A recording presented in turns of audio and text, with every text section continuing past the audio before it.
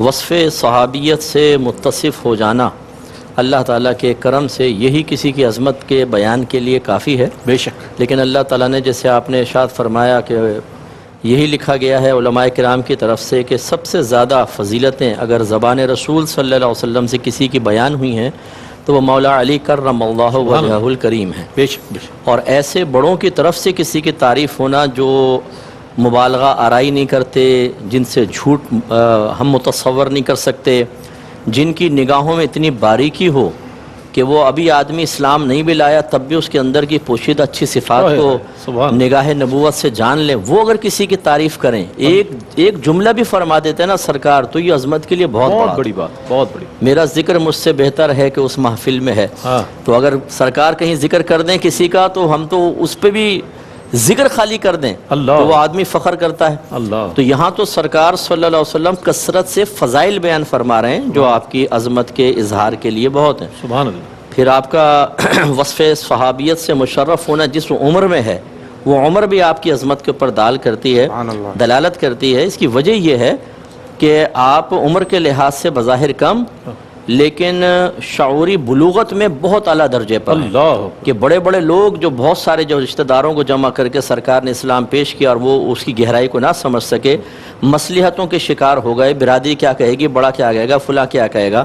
اور ایک چھوٹا بچہ جو عمومی طور پہ اگر بچوں سے آپ کچھ کہیں تو کہتے ہیں اچھا امی ابو سے پوچھ کے بتاتا ہوں، یا اس کو خوف ہوتا ہے کچھ کر دوں گا تو گھر سے مار پڑے گی اور ایسا ہوگا۔ لیکن جب سرکار نے 2 یا 3 دفعہ ان کے سامنے اسلام پیش کیا اور کوئی بھی کھڑا نہ ہوا اور ہر مرتبہ مولا علی کرم اللہ وجہہ الکریم کہتے تھے میں آپ کی بیعت کروں گا، تو سرکار نے آپ کو آگے بلایا اور قیامت تک کے بچوں کے لیے اور میں صحیح بات یہ کہ بڑوں کے لیے بھی ایک بہترین رول ماڈل بن گئے۔ سبحان اللہ۔ اسی طریقے سے اگر آپ کی عظمت تعلق کے اعتبار سے دیکھیں تو آپ جن کے داماد ہیں،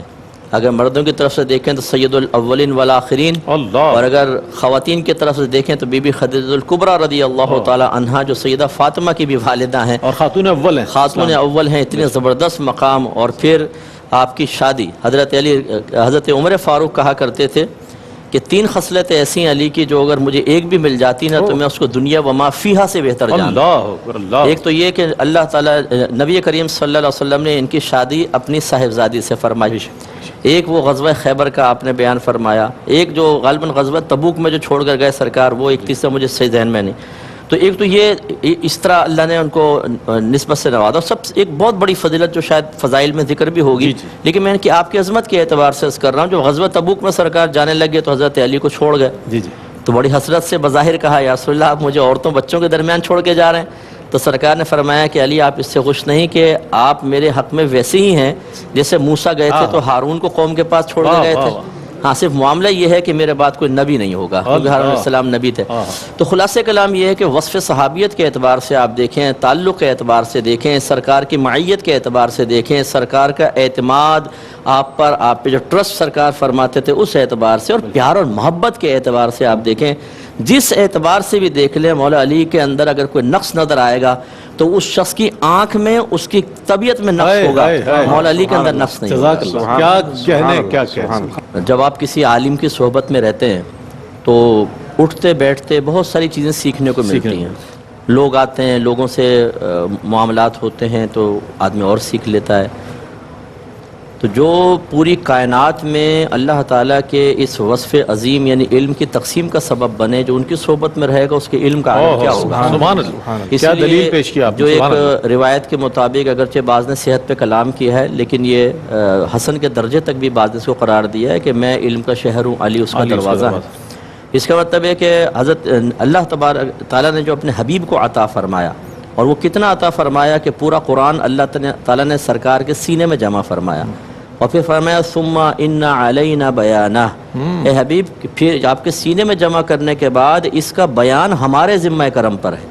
اور بیان اسے کہتے ہیں جو معافی ضمیر کو ظاہر کر دیتا ہے۔ اس کا مطلب ہے پورا قرآن آپ کے سینے میں جمع کر کے ہر آیت کے اندر جو ہمارے اسرار و رموز اور نکات اور لطائف ہیں ان سب کا سمجھانا ہمارے ذمہ کرم پر ہے۔ تو جب اللہ سمجھانے والا ہو اور سمجھنے والے نبی کریم صلی اللہ علیہ وسلم تو اس علم کی وسعت کا عالم کیا ہوگا۔ اور اب سرکار کیا فرما رہے علی، میں علم کا شہر ہوں اور تم اس کا دروازہ۔ اب آپ اندازہ کریں کہ حضرت علی کے علم کی وسعت کا عالم کیا ہوگا۔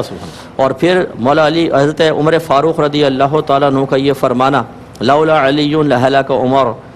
یعنی علم کا استحضار حضرت علی کے پاس بہت زبردست قسم کا تھا. تو چنانچہ حضرت عمر فاروق نے، ایک عورت نے زنا کیا تو وہ حاملہ ہوئی تو آپ نے اس کو رجم کا حکم دے دیا. تو حضرت علی نے یاد دلایا کہ نہیں، نبی کریم کے دور میں اگر ایسا ہوا تھا تو سرکار نے اس عورت کو مہلت دی تھی، جب بچہ پیدا ہوا پھر روٹی کھانے کے قابل ہوا تب اس کے اوپر حد جاری ہوئی. تو پھر حضرت عمر فاروق نے یہ جملہ کہا. اس کے علاوہ حضرت علی رضی اللہ تعالیٰ عنہ عہدہ قضا میں بڑے، یعنی قضا کے معاملے میں بہت زبردست ماہر آدمی تھے، اور آپ نے اپنے جو فیصلے کیے ہیں وہ زبردست قسم کے، آپ کی بڑی علمی وسعت تھی، آپ کی حاضر دماغی بہت زبردست تھی. اور پھر جب ایسے لوگ ہوتے ہیں جو اتنے اللہ کے محبوبوں کے قریب رہنے والے ہوں، قرآن کا فہم رکھنے والے ہوں، سرکار کا خصوصی فیض حاصل کرنے والے ہوں، تو پھر اللہ کی کرم نوازی بھی ہوتی ہے، ذہن میں استحضار ہوتا ہے. بہت سارے علماء ایسے ہوتے ہیں جو اخلاص سے کام کر رہے ہیں، وہ اس کیفیت کو بہت اچھی طریقے سے سمجھ سکتے ہیں کہ بہت سی چیزیں، جیسے بزرگان دین نے فرمایا کہ ہم طلباء کا احسان مانتے ہیں جب پڑھاتے ہیں، کیونکہ ہمیں اس وقت ایسی چیزیں الہام ہوتی ہیں جو اس سے پہلے ہمارے ذہن میں بھی نہیں ہوتی. تو یہ اب خود سوچیں کہ جب ایک عالم پڑھا رہا ہے، وہ عالم ہے شاگردوں کے سامنے، تو اللہ کا الہام یہ ہے، اور جو نبی کی صحبت میں رہ رہا ہے اس کو کتنا زبردست اللہ تعالیٰ نے کرم فرمایا ہوگا. تو یوں حضرت علی کے اگر علمی پہلو کو دیکھیں، اس کی گہرائی میں جانے کی کوشش کریں، تو حقیقت ہے کہ ہم ڈوب جائیں گے. اس سمندر کے دوسرے کنارے تک پہنچنا تو سبحان اللہ، سبحان اللہ.